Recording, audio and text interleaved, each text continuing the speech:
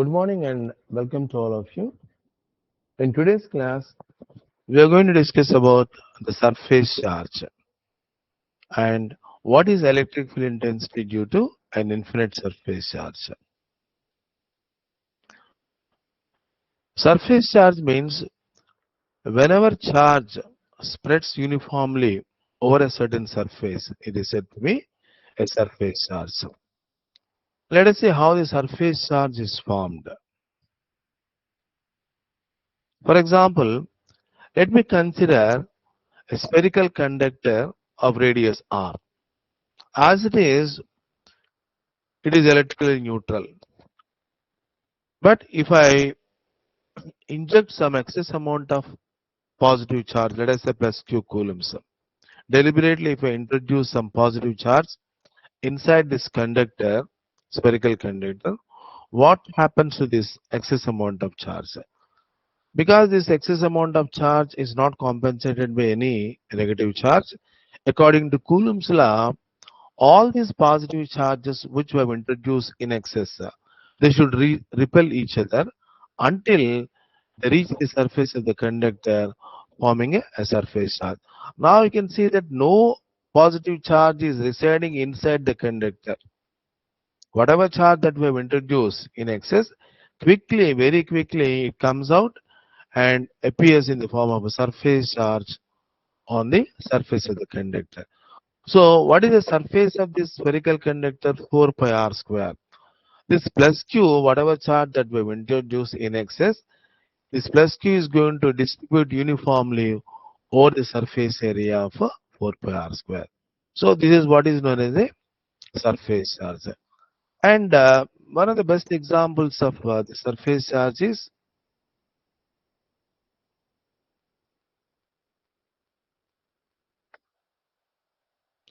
the parallel plate capacitor. We know that in a parallel plate capacitor, we'll have two conducting plates.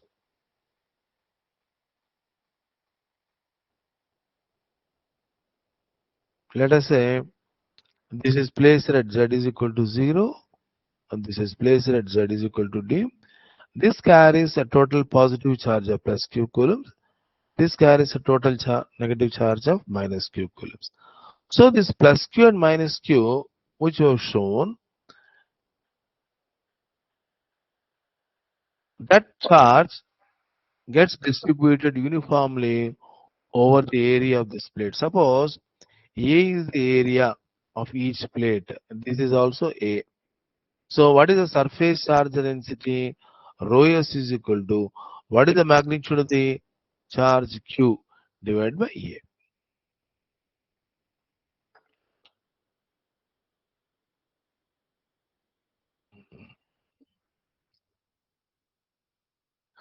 Now let us find out what is the electric field intensity at a given point P due to a surface charge. So for this, assume that the surface charge is in the form of a circular disk with a radius A. Okay, and this is the surface charge. Let rho s is the density. So what is the area of this disk? Pi a square. If rho s is the density, what is the total charge? Rho s into what is the area? Pi into a square. That is the total charge.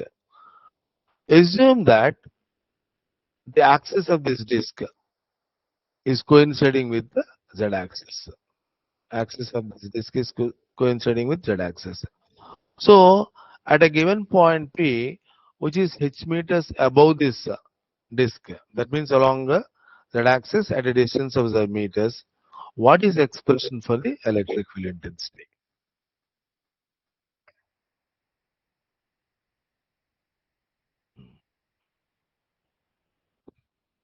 Now the concept is once again same. I'm going to divide this area of the disk pi a square into small differential areas. This is a differential area ds, for example. So how much charge it contains?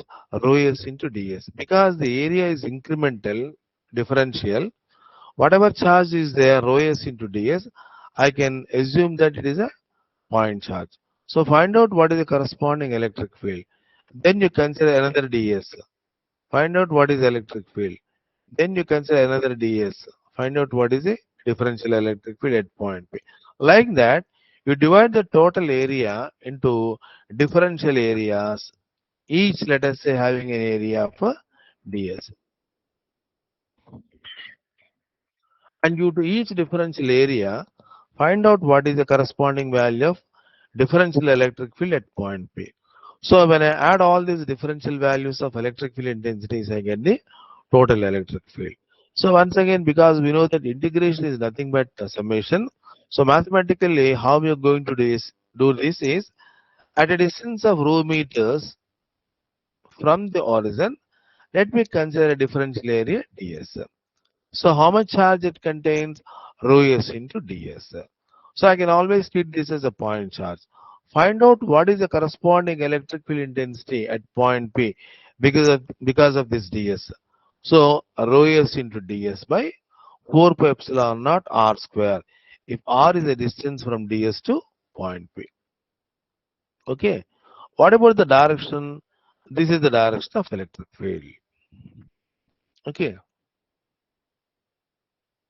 Now this dA I can split into normal component, that is dEz, and the horizontal component. Okay. We don't have to consider the horizontal component. Why? Because in the same lines, if I consider another differential length ds at a distance of rho meters, now to the left of this origin, this creates the same amount of dE, but the direction is different. I can split this into horizontal component and a normal component. Now you can see that the normal component is getting added, but the horizontal component, this and this, these two would be cancelled. These two would be cancelled. So I don't have to consider the horizontal component at all. I just have to consider the normal component. So if this ds, which has got a charge of rho s into ds, creates dE at point P. What is the normal component? What is dEz?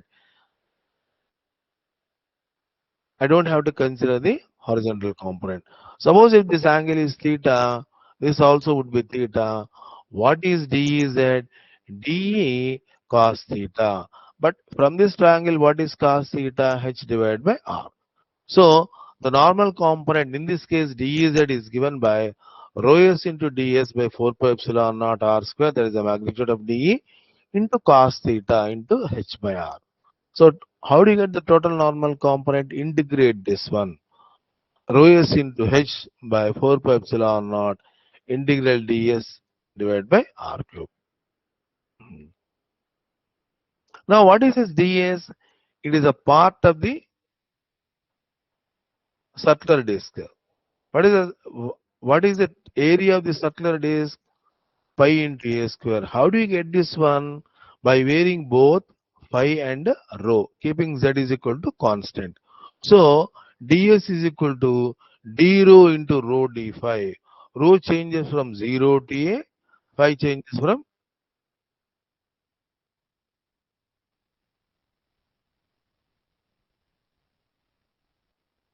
phi changes from 0 to 2 pi. So the expression for ds is equal to d rho into rho d phi. And what is r in this? R is equal to root of rho square plus h square. So rho s into h by 2 epsilon naught integral rho d rho by rho square plus h square whole to the power of 3 by 2. So once again, this integral can be solved in many ways. One way is tan theta is equal to rho by h. So rho is equal to h tan theta. D rho is equal to h secant square theta d theta. And rho square plus h square becomes h square secant square theta. So finally, this is what you're going to get. Rho s by 2 epsilon naught integral sine theta d theta. What are the limits of theta? Here, this is defined as theta.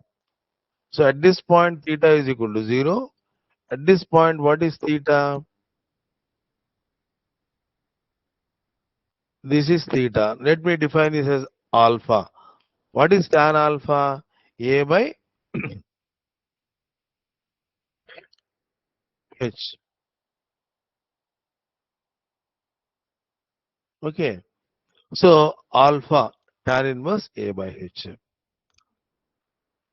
So the finally the total normal component of electric field is given by rho s by 2 epsilon naught 1 minus h by root of a square plus h square.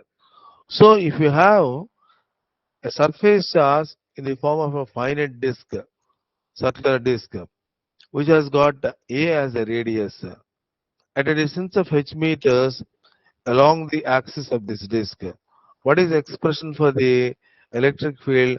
Rho s by 2 epsilon naught 1 minus h by root of a square plus h square. Or in terms of alpha, alpha is the angle made by point P with respect to the circular disk, 1 minus cos alpha. Now, if I increase the area, suppose if I make this increase the area, what happens to alpha? Now this is your alpha. Alpha is increased. So if the area is infinite, alpha becomes 90 degrees. So this becomes rho s by 2 epsilon naught.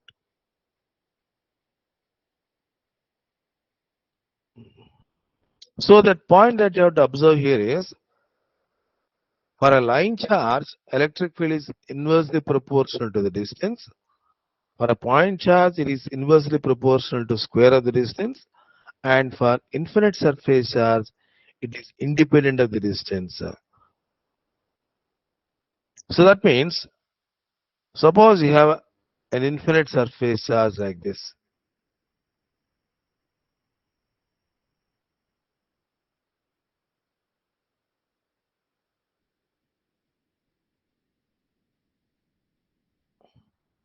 Suppose if the length and width both become infinity, it becomes infinite surface charge. So it doesn't really matter where you're trying to determine the electric field, very close to the surface charge or very far off from this, here or here or here. If you find out the electric field, it is going to be constant. Its value is rho s by 2 epsilon naught. And what is the direction? It is only normal component. It is something like, suppose if the infinite surface charge is in the xy plane, if this is point P, what is the direction of electric field? It is AZ. Suppose if this is point P now lying below this z is equal to 0 plane, then the magnitude is rho s by 2 epsilon naught. What is the direction? It is normal, that is minus AZ. Okay. So now let us do one problem.